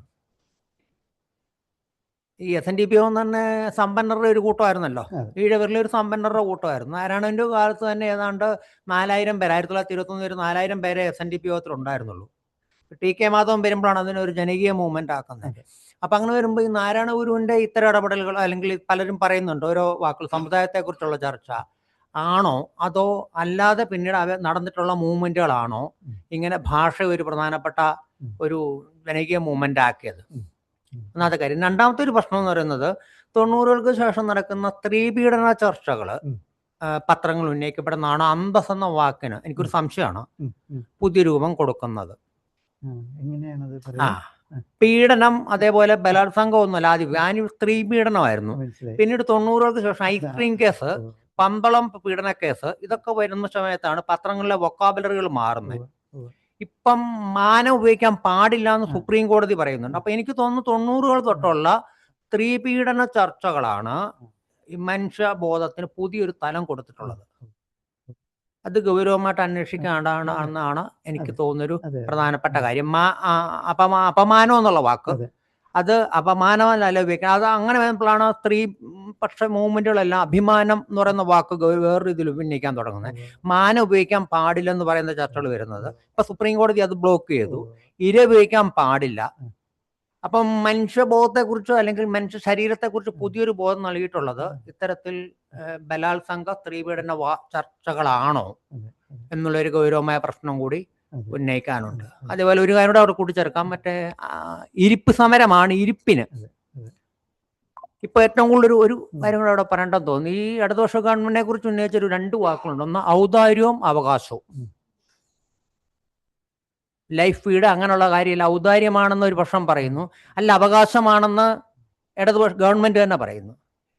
ലൈഫ് ഫീഡ് അടക്കമുള്ള എല്ലാ കാര്യങ്ങളും. അപ്പം ആ ഔദാര്യവും അവകാശവും, ഇത്തരത്തിലുള്ള സംഭവങ്ങളാണ് എനിക്ക് തോന്നുന്നു ഈ പറയുന്ന രീതിയിൽ വാക്കുകളെ പുതിയ മാനങ്ങളായിട്ട് നിഘണ്ടു അല്ല അക്കാഡമിക് ബോധത്തെക്കാൾ അത് മറ്റു രൂപത്തിലേക്ക് നിർവഹിക്കുന്നതെന്ന് തോന്നുന്നു. പറഞ്ഞാൽ വളരെ ശരിയാണ് കേട്ടോ, അത് വളരെ കറക്റ്റാണ്. ഈ ഡിക്ഷണറികളും അങ്ങനത്തെ കാര്യങ്ങൾ നമുക്ക് ചില സമയത്തെ കോഡീകരിച്ച യൂസേജ് എന്താണെന്ന് മനസ്സിലാക്കാൻ മാത്രമേ സഹായിക്കുള്ളൂ. ഇപ്പോൾ ഗുണ്ടർട്ടൻ്റെ നിഘണ്ടു ഇൻട്രസ്റ്റിംഗ് ആയത് അതിനകത്ത് ഈ നിരുക്തി കുറയുണ്ട്. ഈ വാക്കുകൾ വരുന്ന ഇവിടുന്ന് ശ്രീകണ്ഠേശ്വരത്തിൻ്റെ നിഘണ്ടുവിൽ അതില്ല. അത് വെറും അർത്ഥം പറഞ്ഞു പോവുകയാണല്ലോ ചെയ്യുന്നത്. അങ്ങനെ ചെയ്യാൻ ഒന്നും കഴിഞ്ഞില്ല. നമ്മുടെ മലയാളം ലെക്സിക്കനാണെങ്കിൽ ഇപ്പോഴും കംപ്ലീറ്റ് ചെയ്തിട്ടില്ല. അതിനകത്താണത് പിന്നെ ഉള്ളത്. പക്ഷെ ശരിക്കൊരു ഹിസ്റ്റോറിക്കൽ ഡിക്ഷണറി ഇല്ല മലയാളത്തിൽ.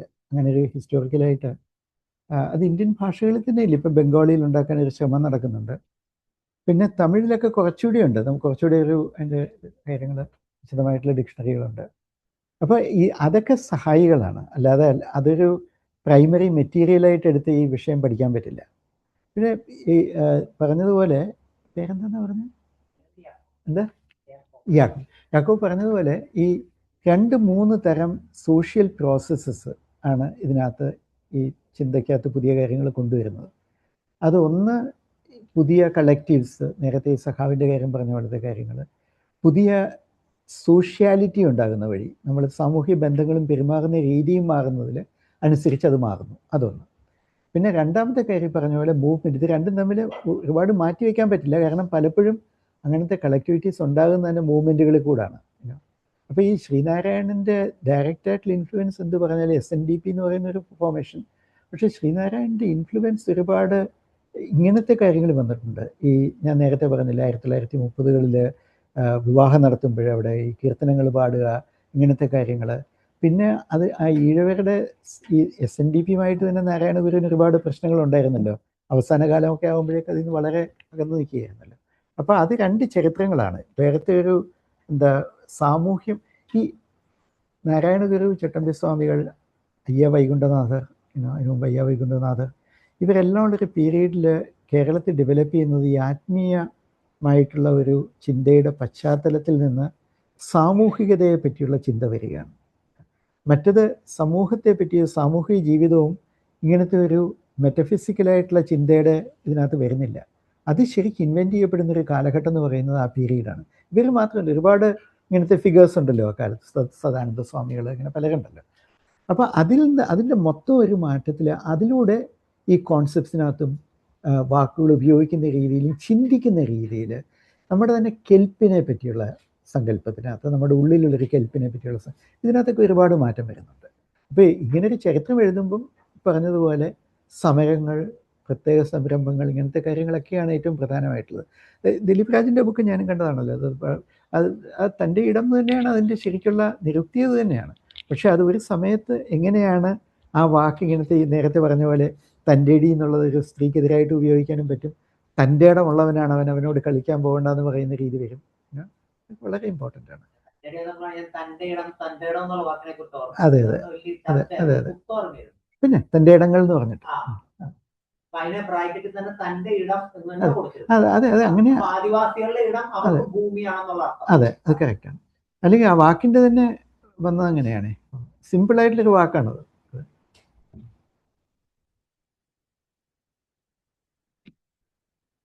പക്ഷെ യാക്കൂബ് പറഞ്ഞ പ്രധാന പോയിന്റ് പൂർണ്ണമായിട്ടും ശരിയാണ് കേട്ടോ. കാരണം ഇങ്ങനത്തെ ഒരു ഹിസ്റ്ററി എഴുതുമ്പോൾ അതിനകത്ത് ബെഞ്ച് മാർക്കായിട്ട് ഇങ്ങനത്തെ മോമെൻറ്റ്സ് നമ്മൾ കണ്ടുപിടിക്കണം. ഏത് സന്ദർഭത്തിലാണ് ഒരു ആ വാക്കുകൾ ഉപയോഗിക്കുന്ന രീതി, അല്ലെങ്കിൽ സങ്കല്പനങ്ങൾ ഉപയോഗിക്കുന്ന രീതി എപ്പോഴാണ് ഉലയ്ക്കപ്പെടുന്നത് എന്നുള്ളത് അത് നോക്കേണ്ടതാണ്. അത് വളരെ പ്രധാനമാണ്.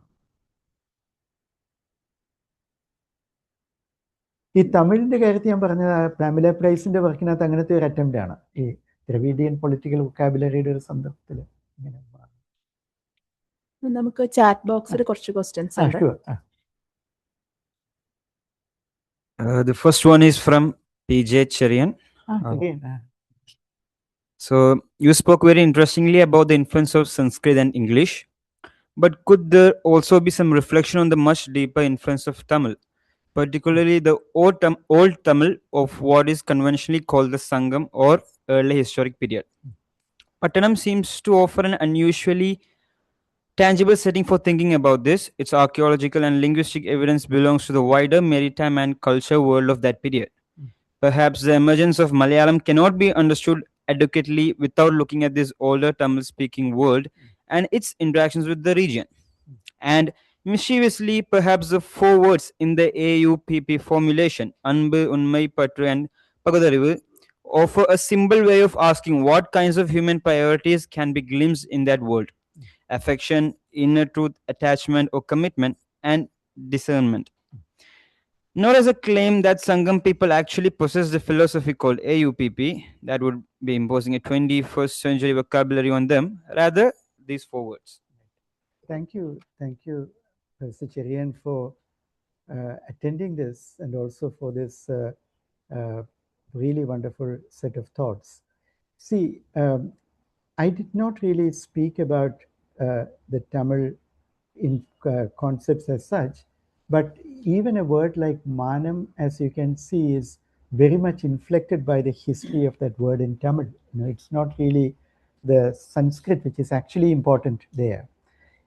The difficulty in the modern Kerala conceptual vocabulary is the relative kind of relative silencing is not the right word, weakening of the strength of the Tamil thinking. So there have been conscious attempts to revive that, but in much of the concepts which are there in the professional space, they seem to be either from a Sanskrit lineage or from the English one. But once we dig deeper, we might find that within that, the way in which we use these words or way in which we think with them, there is the longer term history of Tamil and the pressures of a Tamil sociality pressing upon them. Even words like Tandedam, which we just discussed, bears that kind of strength. And the other kinds of questions which you asked about the virtues, etc., that I would need to read and think more. But so I'd be grateful if you could just email that comment to me. I'd be very grateful to that. Thank you. Next is from Ms. Ashwati Ravindran. Yes. She has a couple of questions. The first one is, how would you place Periyar's concept of self-respect in the constellation of concepts around dignity that you discussed? Yes. And the second question is, in your discussion of the Malayalam words concepts around dignity, I felt that you were trying to point out that the words have come to acquire a connotation of status, honor, pride as well. Do you say it again, please, once more? They have come to acquire? I felt that you were trying to point out that the words have come to acquire a connotation of status, honor, pride as well.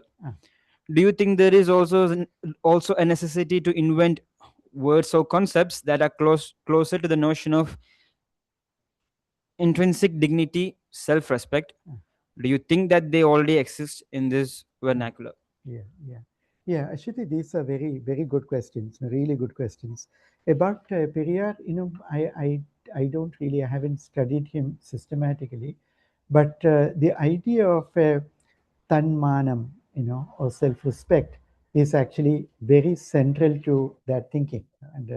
And manam itself, the way in which we can understand a positive possibility of manam really is actually based on the Periyar moment of intervention. Now, this also in a way leads to a second question, because is it a question of inventing new words which do not have this baggage? Or is it a question of using the old words in completely new ways? Like, for example, when Tanmanam is used, the history of Manam in Tamil is very much there, but there is also a radicalization which happens there. So these are different possibilities, and I feel that these are things which cannot be resolved through planning, because these kinds of changes happen when a society is actually experimenting and innovating in thinking. And like Jacob said, it's often in relationship to a particular moment or a movement or an action or an event that such advances happen. So we cannot anticipate both these avenues. Sometimes it may be the revival of an old word which suddenly catches fire. And even something like Arriva, like recently the word Arriva was revived by people like J. Reku to speak about Arivoli as a different way of thinking about religion.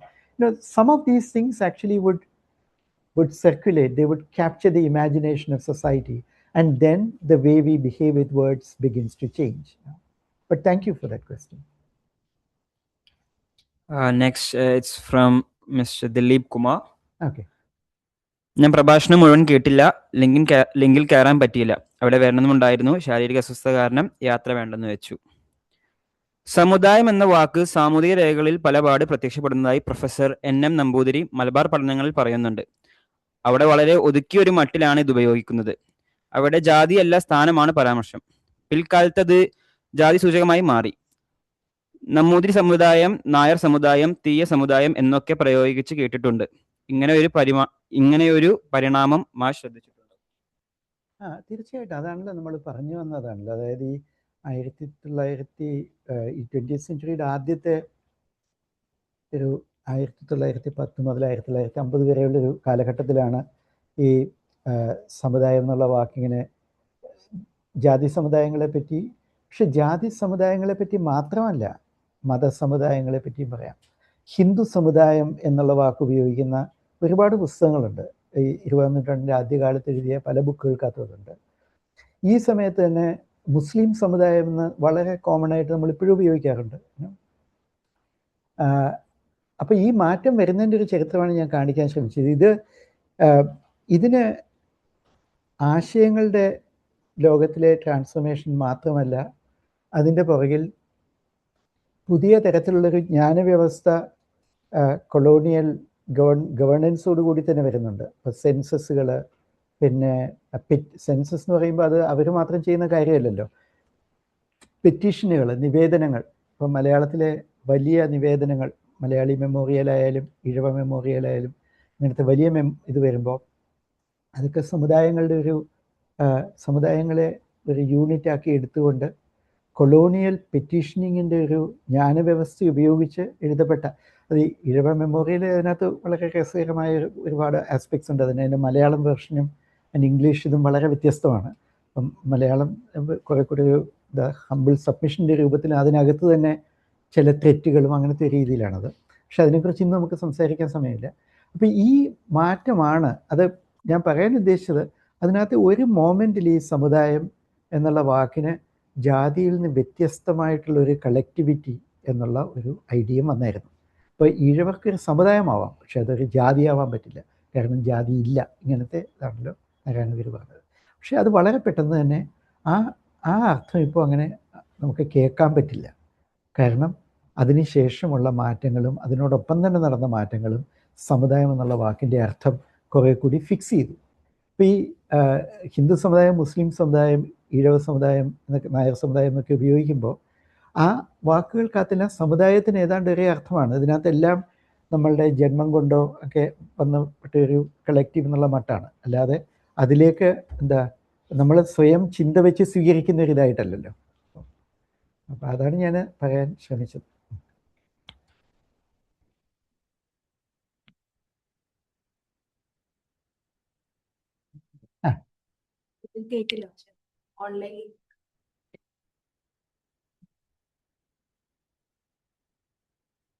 ഇത് നേരിട്ട് സാറിൻ്റെ ഈ പ്രസൻറ്റേഷനായിട്ട് ബന്ധമുണ്ടെന്ന് എനിക്കറിയില്ല.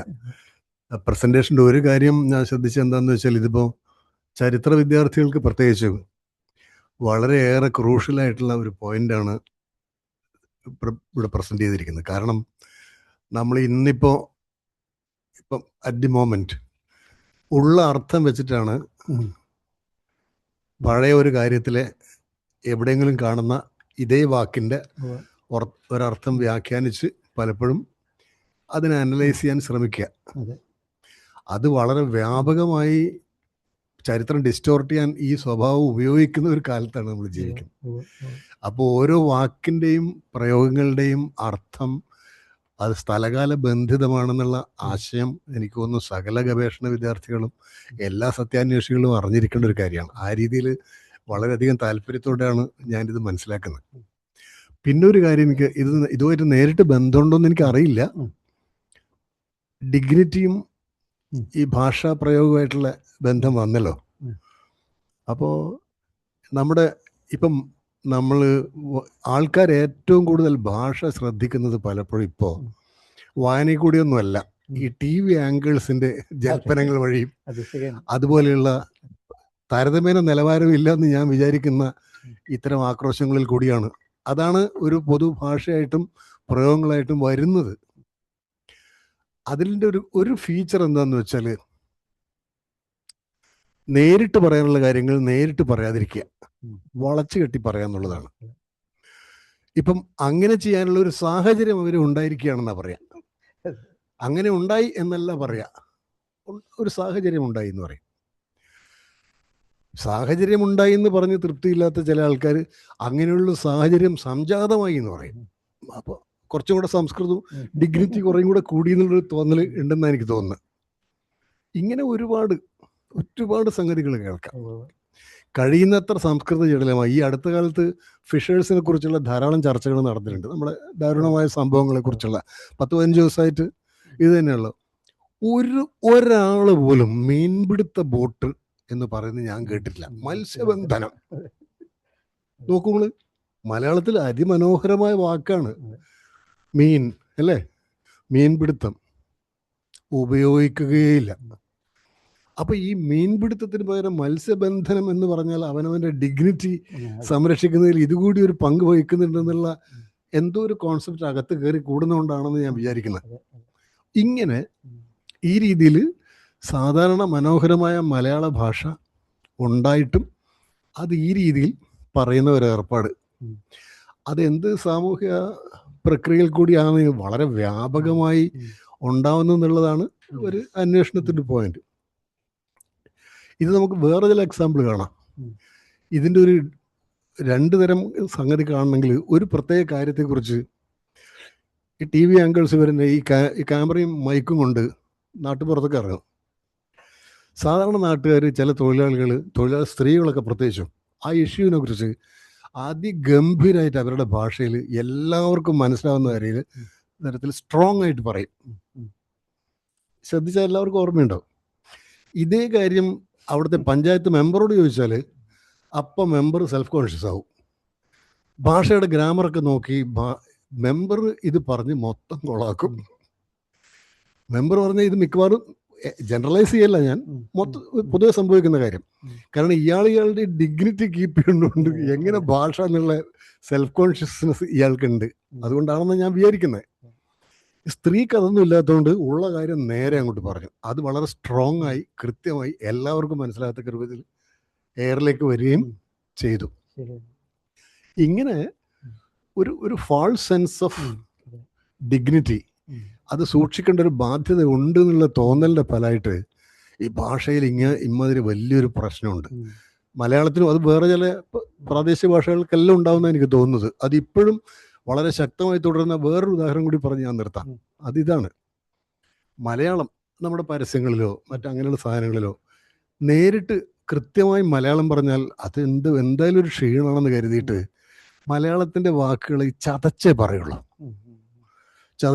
ഈ അടുത്ത കാലത്ത് ഏതാനും ഷേവിങ് ഉപകരണത്തെക്കുറിച്ചുള്ള സാധനം വന്നുകൊണ്ടിരിക്കുന്നുണ്ട്. ഒരു ചെറുപ്പക്കാരൻ കോഴിമുട്ട പോലെ ഷേവ് ചെയ്ത് റെഡിയാക്കിയിട്ടുണ്ട്.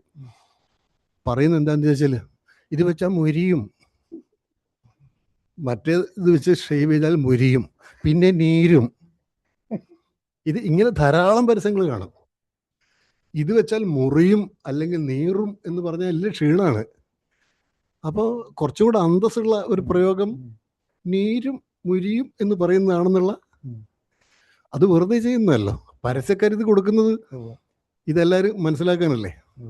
ഇതൊക്കെ എന്ത് തരം മാനസിക വ്യാപാരത്തിന്റെ ഫലമായിട്ടാണ് ഈ രീതിയിൽ വ്യാപകമായ വെട്ടിത്തങ്ങൾ പുറത്തു വരുന്നത് എന്നുള്ളത് അന്വേഷിക്കേണ്ടതല്ലേ എന്നുള്ളതാണ് എൻ്റെ ഒരു സംശയം. ഇത് പണ്ട് കൃഷ്ണനായരുടെ മലയാള ശൈലി വന്ന സമയത്ത് തന്നെ അതിനകത്ത് മാരാര് തന്നെ കുറേ ഉദാഹരണങ്ങൾ കൊടുത്തിട്ടുണ്ട് അക്കാലത്ത്. അതുപോലത്തെ വളരെ ലളിതമായിട്ട് 3-4 വാക്കുകൾ ഉപയോഗിച്ചുള്ളൊരു ചെറിയ വാക്യത്തിൽ പറയാൻ കഴിയുന്ന കാര്യം എങ്ങനെയാണ് അതിൻ്റെ വാചകത്തിൻ്റെ ഘടന തന്നെ പൂർണ്ണമായിട്ട് മാറ്റി മനസ്സിലാക്കാൻ ബുദ്ധിമുട്ടുള്ള രീതിയിൽ ആക്കുന്നതെന്നുള്ളതിനെ പറ്റിയിട്ട്.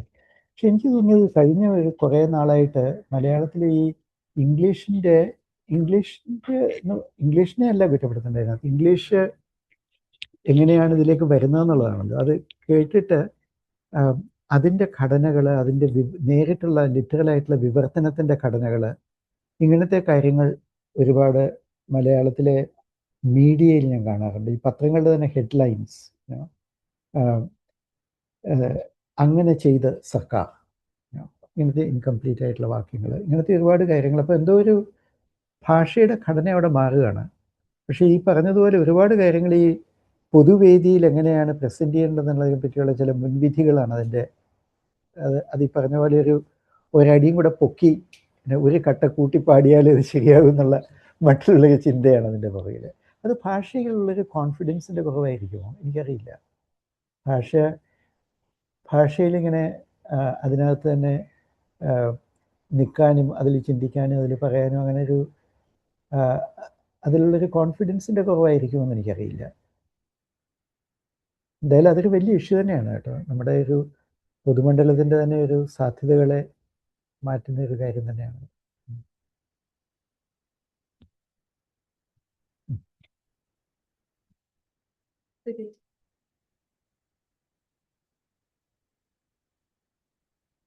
പക്ഷെ മലയാളത്തിൽ ചോദിച്ചോട്ടെ. എനിക്ക് തോന്നിയത് ഇപ്പോ ഈ അന്തസ് എന്നുള്ളതിന്റെ ചരിത്രപരമായിട്ടുള്ള വേരാണല്ലോ നമ്മൾ അന്വേഷിക്കുന്നത്. അപ്പോ മാഷ് പറഞ്ഞതുപോലെ തന്നെ അതിനകത്ത് ജാതി എന്ന് പറയുന്നത് വളരെ നിർണായകമായിട്ടുള്ള ഒരു ഘടകമാണ്.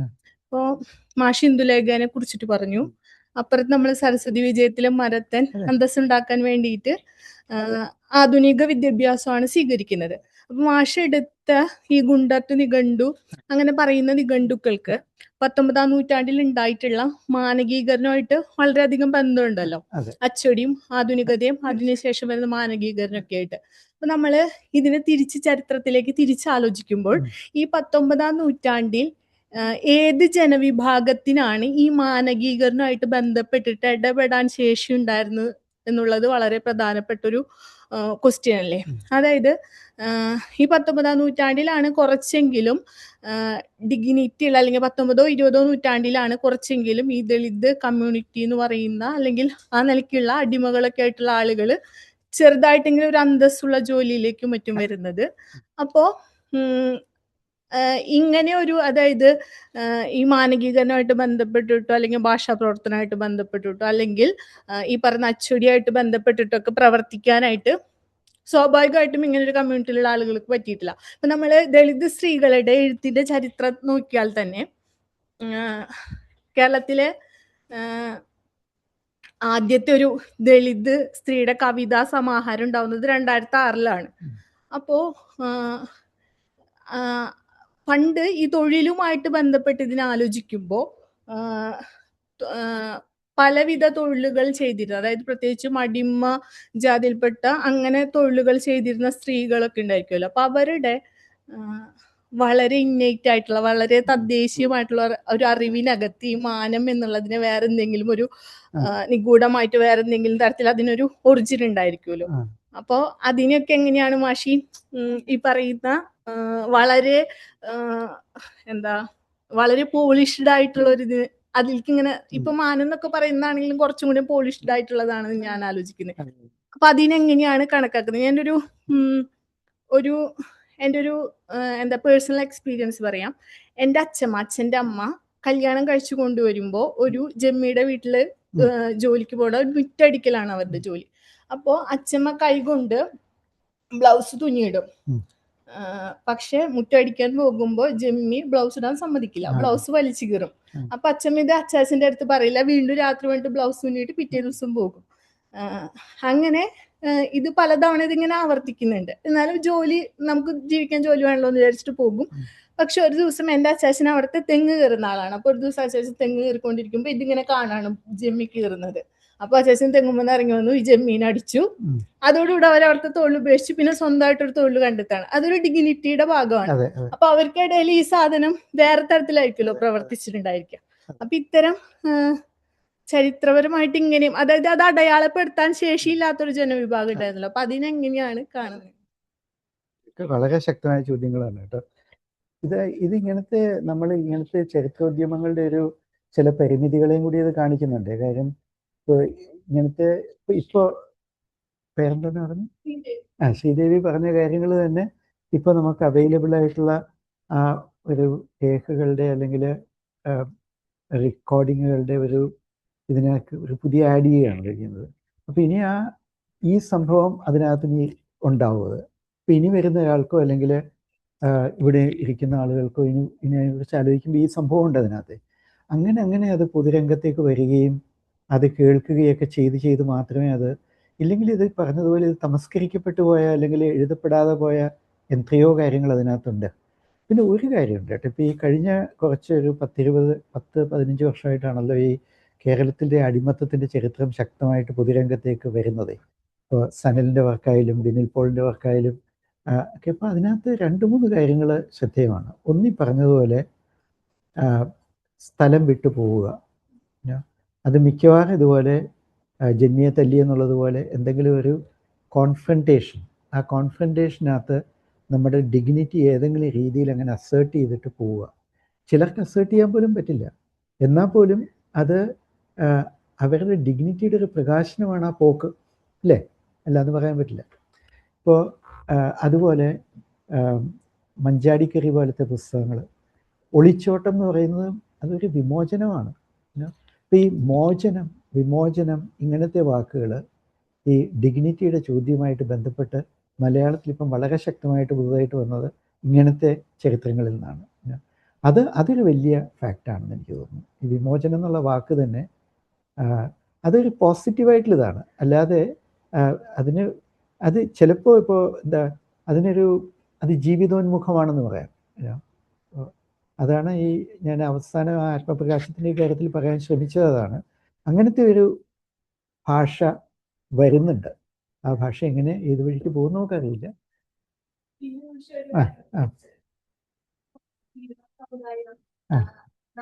സമുദായം എന്നൊക്കെ പറഞ്ഞതുപോലെ തന്നെ എനിക്ക് തോന്നുന്നു അതിനകത്ത് വേറൊരു വളരെ പ്രധാനപ്പെട്ട ടേണാണ് ഈ മാധവന്റെ സ്വതന്ത്ര സമുദായം.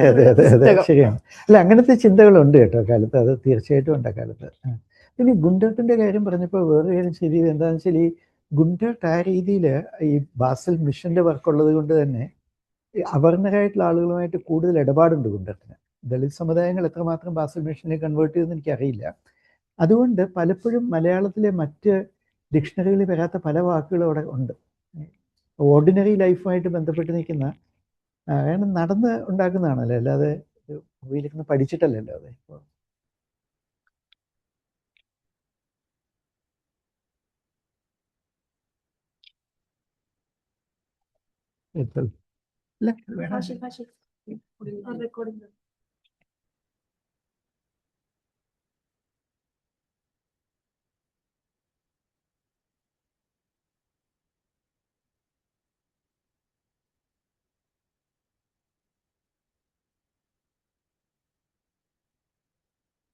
Good afternoon,